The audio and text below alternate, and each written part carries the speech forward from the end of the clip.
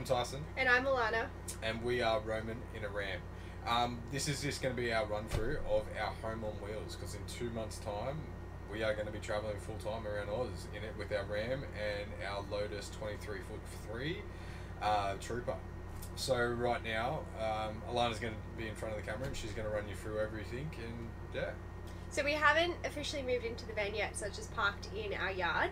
So everything is pretty empty at the moment, but at least we can give you a run through, show you where everything is, and if you have any suggestions on where we can put things and what makes sense, just pop it in the comments below. Alright, so let's get into it, and we'll see in a second, and Alana's going to be showing you our beautiful home on wheels.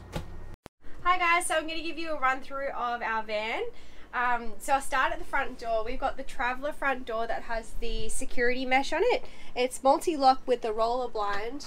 You can actually have the screen door locked with the main door open, and you still have it locked so it's safe if you want it open for breeze at night.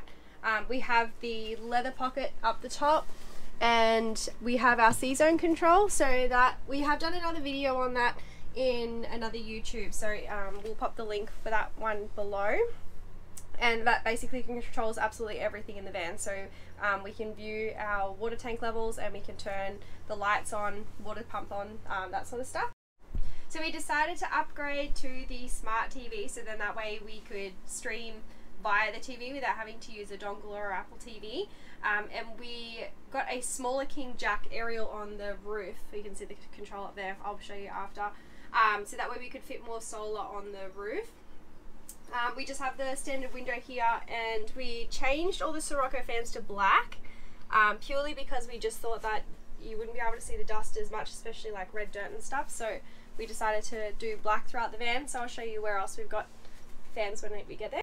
So the biggest thing that people have noticed about our van is that we've actually shifted the bed against the wall. So the reason that we decided to do that was when we hired a van previously, it had the bed in the middle, and we just found that we were crawling in from the bottom of the bed and either side of the bed was dead space. So we figured if we had bigger space on one side, we'd be able to get changed here.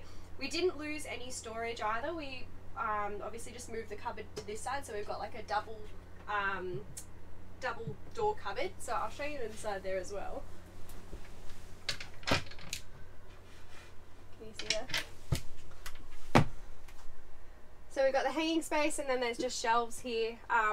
We'll probably work on getting some boxes just so we can utilise the space a little bit better. And then we've got just these little drawers here. So we get one each, just for like socks and undies and stuff.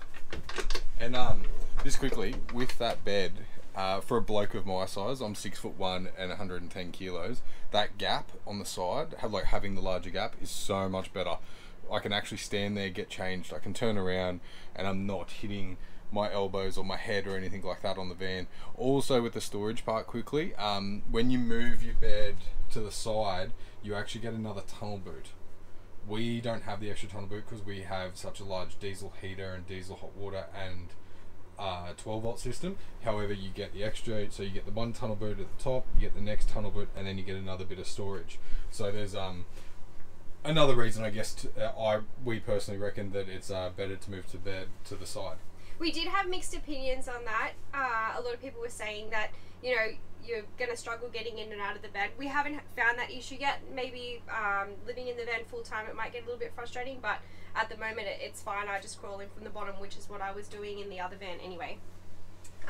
So on the side of the bed, we have another C-zone control that we do have little stickers for, so we can put the control, exactly what the controls are for, which we still need to sort of set up, which we haven't done yet. And we have another Fusion, oh, I say another because there's 3 controls in this van. So that's to control the radio. You can Bluetooth through your phone, so you can play Spotify, Apple Music, or whatever it is that you use, and the TV. So there's a control just there, which is on the side of the van, and then there's another control outside. So I guess if you're outside having a barbecue or whatever, you're outside hanging out, you can turn it on from there. There's 2 pockets, so you've got one big one, one small one, and then there's the USB and USB-C control. You just flip that up the side, and then we've got the lights. So you've got like a bright light, and then I don't think you can see it, but there is a dim light there as well. And then we got the 2 Fusion speakers up the top, which are all around the van. So we decided to add in the front window. This was one of my must-haves when we were building this van. I just imagined myself on the beach looking out that window, and when we hired a van previously it had a front window, and the breeze that came through the van from the front window was amazing. So yeah, definitely love having that. It is slightly, well, it is offset, so I guess if you think that it not being completely symmetrical will bother you, it could. It didn't bother me. Outside we have the 2 pockets like we do on the other side, and it's got the USB, USB-C, the reading light, the speaker, and then we have our Truma hot water diesel system. So we're a completely gasless van, so we have absolutely no gas on this van. We do carry a bottle of gas, but that's for our Weber to use a barbecue outside. So yeah, we've got the diesel, that's the diesel there, and then the C-zone and the solar controls the rest of the van. So with that, just I'll quickly jump in. Yeah, we have one little 4.5 kilo for the Weber. Other than that, the internals of the van is 100% gasless. I was slightly worried doing this system at the start. However, the amount of diesel it actually uses for hot water and for heating and everything like that is so minimal you don't even realize. So I guess it comes down to one of those things of when you're traveling, it's less money. You don't have to look for gas, you don't have to find someone that can refill bottles or swap and go, and then you don't have to pay upwards of 50, 60 to, if you're remote, $100 a gas bottle. So you just, it's a 10 or 12 litre tank of diesel, and we carry an extra 10 litre jerry of diesel, and it lasts forever. We haven't even had to top it up yet. It's awesome. End of the bed we have the side window and another Sirocco fan, which again changed to black instead of the standard white, and that's the King Jack aerial that controls the aerial on the roof.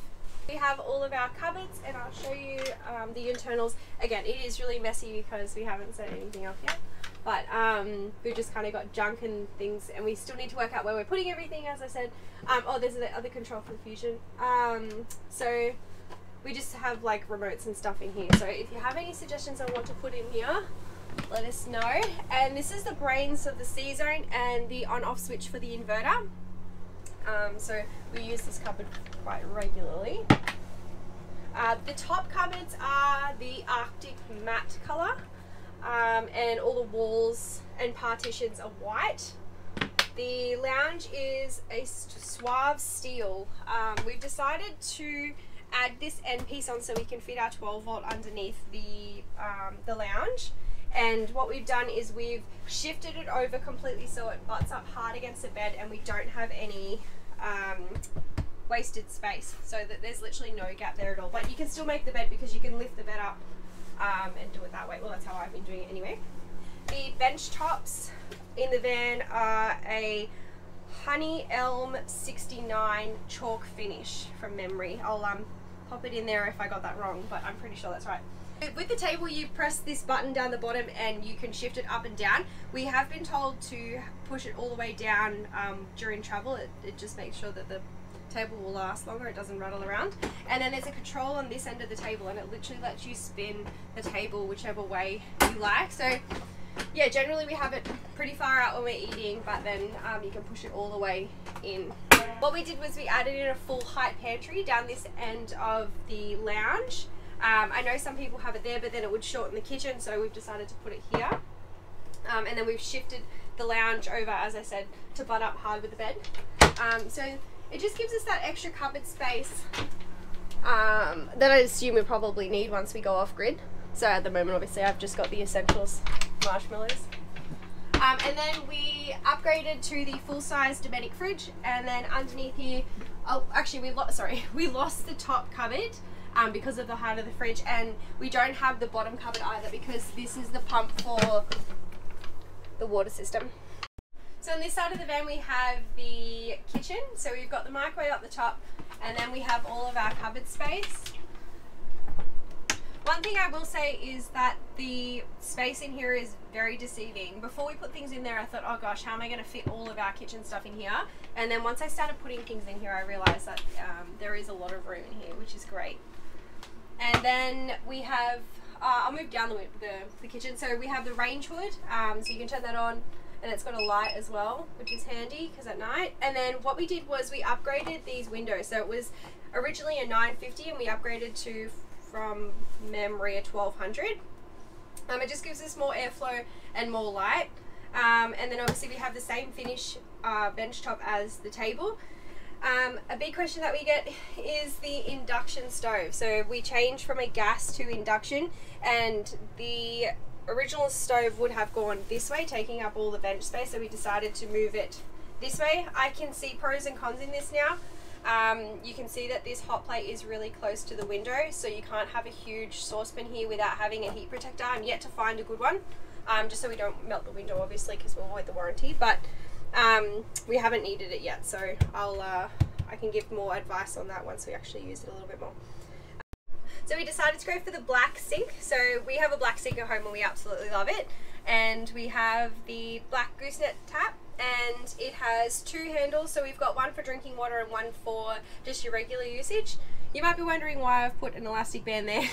I saw on a traveling page a lady said that she finds when she's driving along or she's on corrugations or whatever, the tap will come loose and then you end up getting water in the sink. Obviously you would turn your pump off when you're traveling, but there's still water in the pipes, so I have that in there and it seemed to work so far. So we have the power points here and the kill switch for the stove, and then moving along we have the matte charcoal, I think or charcoal matte it's called, cupboard. So we have the cutlery drawer up the top here.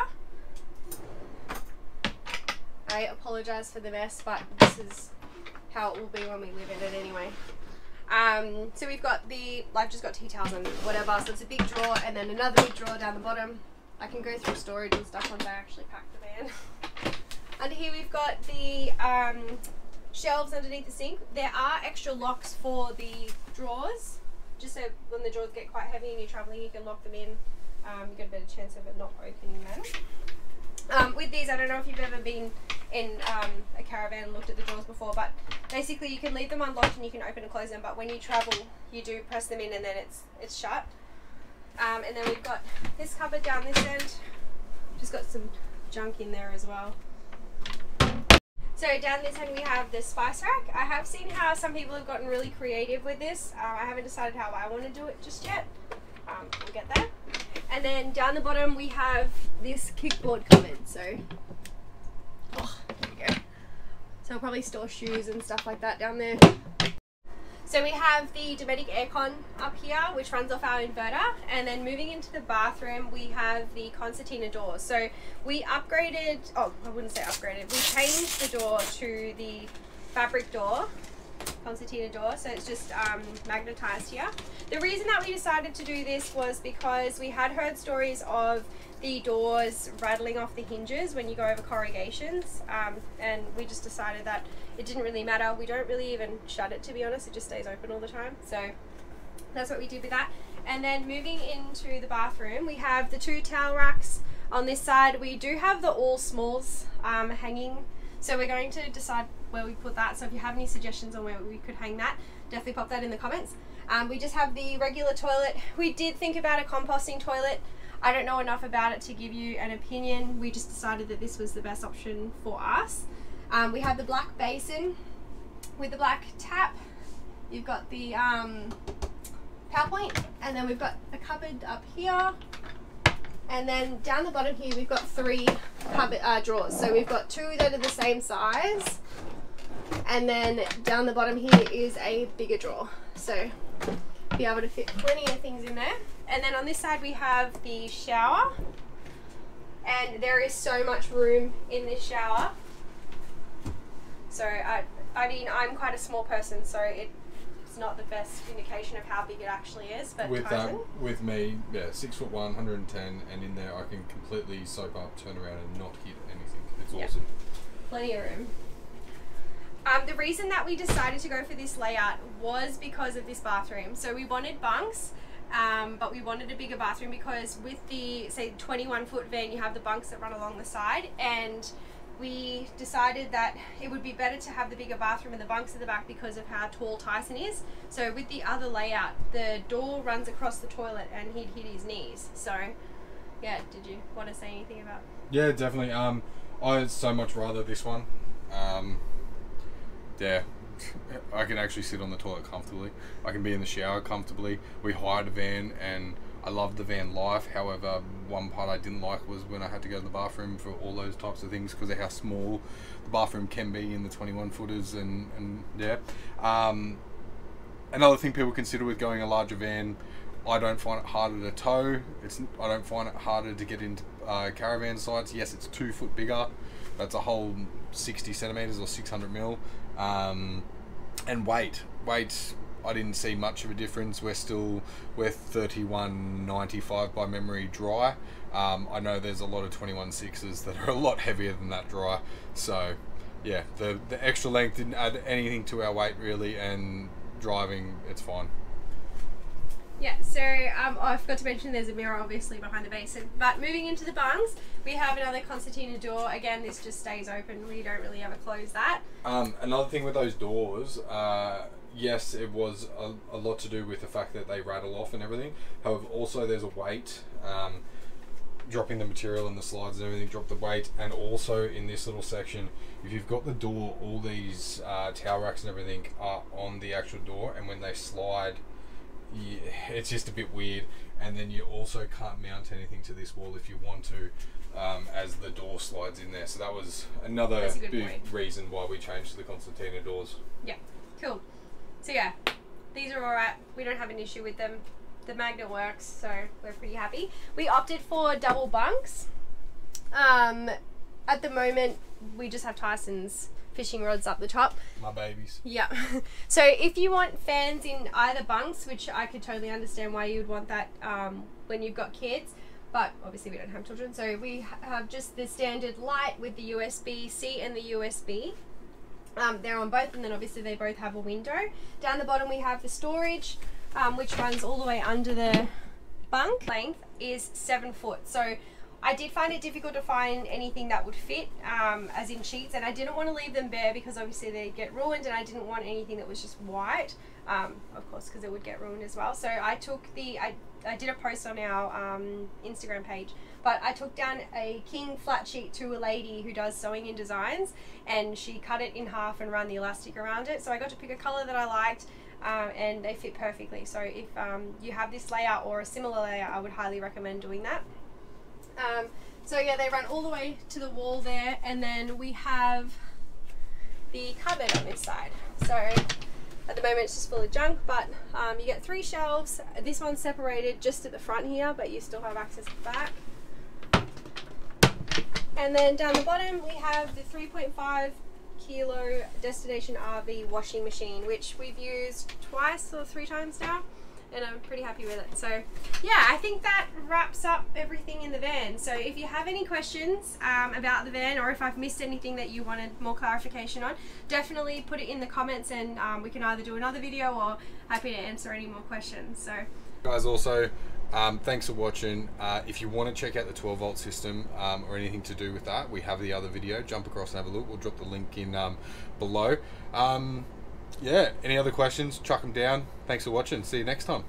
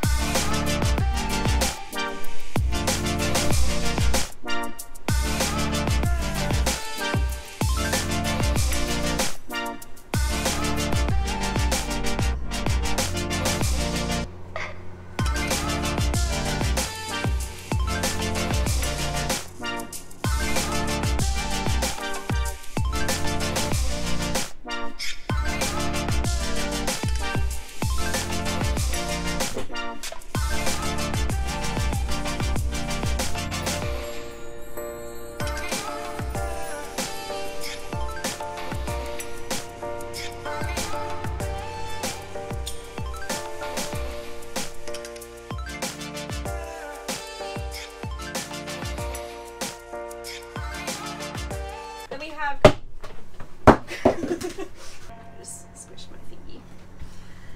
So up here we have the roof hatch, and that obviously has the slides, so you can, oh that's bright. Me, that is, I can happily get in there, I can put my arms up, soap up and turn around and I'm fine. I reckon you can fit 4 or 5 people in there. It's a bit, You have a party, it's huge. maybe a bit of an over exaggeration. But